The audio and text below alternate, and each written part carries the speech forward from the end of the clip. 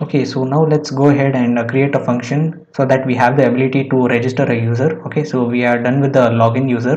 Okay, so we need to have the ability to register user as well, so that we when we have this users object, okay, which is in the database, so that we can add in more users, and we can also handle that. All right, so now let's create a function called you know what, I'll just duplicate this because most of the things are almost same. Okay, so we just need to call this register user, and along with the email we are also going to get the name as well. Okay, name, email and password. Okay, and now we can just get rid of this. Now we need to actually find if the user actually exists in the database or not. If it exists, then he's already a registered user, so we do not want him or her to register again. So let's call this user exists. All right, now we are going to check the condition. So if oops, if user exists, okay, so we just want to throw in the response right away. Res dot status, okay, that is 400, which means bad request. Okay, so we want to throw new error as this. Okay, and pass in the message user already exists. All right, as simple as that. So now let's if the user doesn't exist, so now let's go ahead and give the response. So now let's go ahead and create the user, okay, based on these three parameters: name, email and password, because that's what we have in our user model as well, that is name, email, password, and is admin is by default false. Okay, that will be handled later by an admin, whether to make him or her as an admin or not.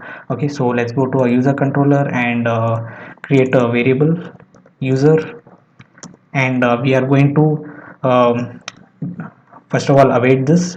Okay, and call the user model dot create. Okay, so this is basically used to create an instance, okay, based on some particular values, okay, in the database. Okay, so that is the schema that we defined, so with the name, email and password. Okay, and later we'll be hashing this password, okay, using a pre-save middleware, so that will be doing next after this. Okay, so that's done, and this will basically create an instance based on a schema. Okay, so if anything violates, okay, in our schema, let's say in our user model, this is actually required. Okay, so if it is not required, if you don't pass in anything, then we will actually get an error, okay, from the mongoose. Okay, so that's done. So actually this you just need to keep in mind, because I'll actually not be going ahead and showing you that. So if everything went well, and if it did not violate any condition, then it will go ahead and create this user instance. Okay, so we need to check that. Okay, so we not need to match this password or anything. We are not logging in anything here. So if the user actually exists, okay, then we want to throw in a response. Okay, that is the with the user credentials. All right, so before that we need to also generate the token, so that we need to log in the user right after he or she registers. All right, so let's call that function that we created in the login video. All right, so generate token, and we need to pass in the response, remember. Okay, and also the user dot underscore id, which MongoDB creates it for you automatically. All right, so that's what we have in this generate token function, okay, which takes in the response and user id, and it will store the cookie in the form of store the token in the form of a cookie. All right, so that's done, and now what shall we do? And for the error, we can just say that invalid user credentials.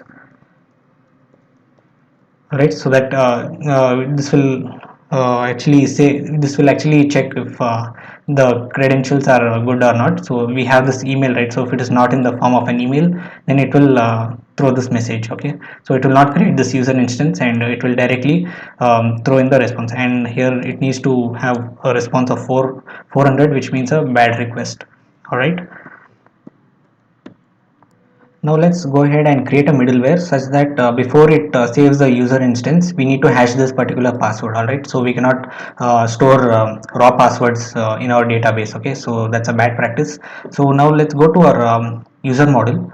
Okay, and right below this method that we created in the earlier video, we can create a another method. Okay, so this is a middleware. Okay, so we need to call this in the form of user schema dot pre. Okay, so this has various other methods. Okay, we also have post. Okay, which means that after the user is created, okay, then do something. So that is a post middleware. So this is pre middleware, which means the user, before the user instance is created, this will do some particular action. All right, so, and also this has various things like save. Okay, and also we have delete. Okay, so before we delete the instance of user, we need to do something just like that. Okay, so this is called as a pre save or post save middlewares. Okay, so whenever we are saving an instance of the user, so before that we need to do something. So that is, we need to call a function, that is async function. And remember, we need to use this keyword, so that is why I'm just going with the regular function, not an arrow function. So let's pass in next. All right, so okay, and this is not a arrow function, my bad. All right, so this middleware will take in a parameter of next. Remember, this is a middleware, so that we can just call the next response in the request response cycle. Okay, so that is why we need to pass in the next, and we need to check first of all if the password is not at all modified. Okay, then we need to like pass on next. We don't have to do anything. So for that we can say if this dot is modified. Okay, which means that if the password is not modified, we can just pass on the password field. So this pertains to this field. Okay, so if that if that isn't modified, then we want to call next. Okay, we do not want to do anything. Okay, so only if the password is is something new which is created, then we want to hash that particular password. So let's create a salt variable, which means that the number of rounds it takes to hash. All right, so this is an algorithm from bcrypt. So salt, and call this await bcrypt. Okay, that we need to actually import. So okay, it's already imported. And bcrypt dot gen salt, which will actually hash the password. This will take in the number of rounds it has to hash. Okay, so once that is done, we need to set this dot password. Okay, we just need to modify that. And let's call await bcrypt dot hash. So this is a method which is asynchronous. So that is why we need to await that. And we need to pass in the password. Okay, this dot password, which we get before we save the instance. Okay, so and then the salt number of rounds that it has to hash. All right, so you can see if you hover on this, it gives some suggestions like asynchronously generates a hash for the given string. So it gives an explanation for that. And if you can just see, it says that it has no effect on the type of this expression, but it actually does. Okay, I just tried this before, but it doesn't work. We have to use await, even though it complains like you don't have to use await. All right, so this dot password is the instance which we already created. Okay, so before it saves, it is going to hash the password. Okay, so this dot password pertains to the password that we usually write it before we register. Okay, so it is coming from here, reg dot body. Okay, so that is going to hash that. And it hashes the password before it actually saves. All right, so now let's test it out. Before I actually wanted to say that, so before that I actually forgot to export this register user function. Okay, register user. And also I need to create a register route. Okay, so we can just call this router dot route, that is slash register. Okay, and then we want to create a post request. Okay, and call the function register user, like that. All right, so that's done. So now let's test it out. Let's run our development server. Okay, let's go to the backend. Okay, and then start the server. We don't actually need to run the front end. All right, so okay, so while that's starting, let's go ahead and create another request. Okay, so that we can create one for registering the user. So add request, we can call this post slash api slash users slash register. All right, so that's done. And let's change this to post. And call the api slash users slash register. Remember, we created a environment variable in the previous video, so that we don't have to type in the local host the full url. So now let's go to the body. Okay, and select form in URL encoded, and then pass in the particular values. All right, so now I'm going to pass in value of name, and give this a value of Mary. All right, just some name which came in mind. So email, Mary at the rate email.com. Okay, let's call it Mary Cooper. Okay, and then the password, which again I'll just keep it to the generic password, that is 123456. And if I just go ahead and send this,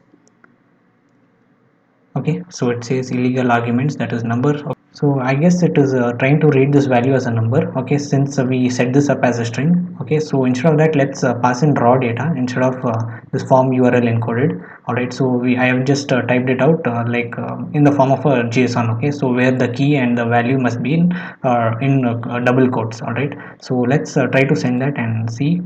Okay, so it still complains the same error, so let's check that out once again. So a small mistake, this should be gen salt and not get salt, so my bad. And let's now test it out again.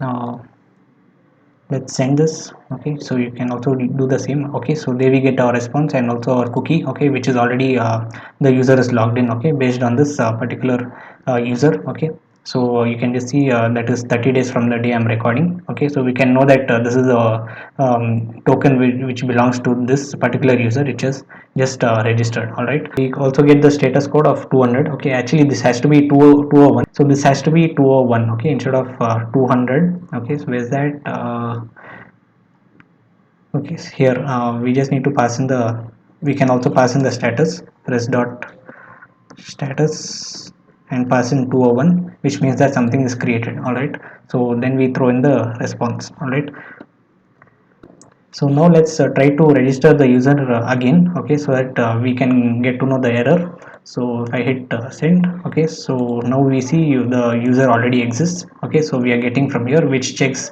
within our database if the user actually exists. All right, if it exists, then it will throw this error that user already exists, along with the status code, that is 400 bad request that we actually set.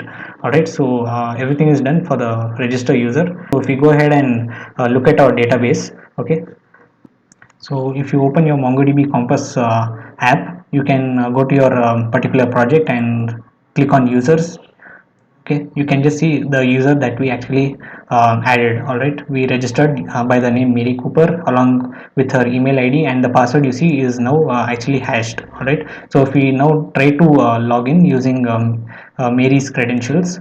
Okay, so let's go to our login route. So there we can just edit this to Mary.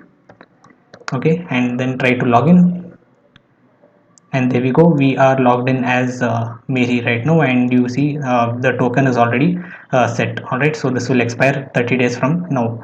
All right, so in the next video we will create an endpoint to fetch the user details. Okay, so so that we can create a profile page within our application, so that he or she can get all of his details and can edit that as well. So we are going to update the user, okay, functionality using this put request, okay, which we have here. And also we'll be having the ability to, we'll create a function so that the user can log out. Okay, logging out, which means that the cookie needs to be destroyed. Okay, so for now we have already been doing it manually just by clicking on this, so we can log out by destroying the cookie, and later once the user logs in, he will get the cookie back. All right, so we'll do that next.